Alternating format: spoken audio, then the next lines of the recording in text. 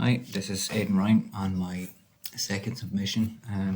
I had the first one in, but my code seemed to delete itself off Tinkercad for some reason, so I had to redo it. But I followed pretty much the exact same path. As you can see here, I have only the one variable in place there. It's just an integer stating the sum is equal to 0.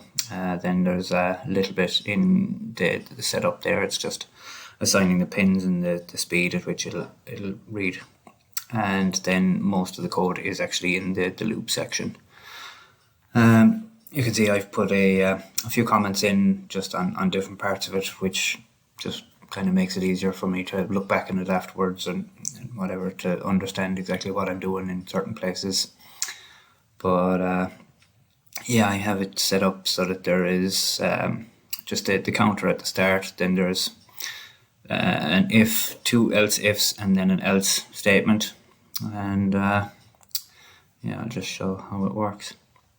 So basically what's going to happen is the counter is going to count up in just single integers, 1 each second, and on every multiple of 4 the blue LED is going to turn on and turn off the next second, and then the red LED will turn on all the multiples of 10. And when it gets then to a multiple of both 4 and 10, i.e. 20, both LEDs will turn on for 2 seconds, and then they'll turn off again, and it will revert back to 1 again. So I'll just show it there in action.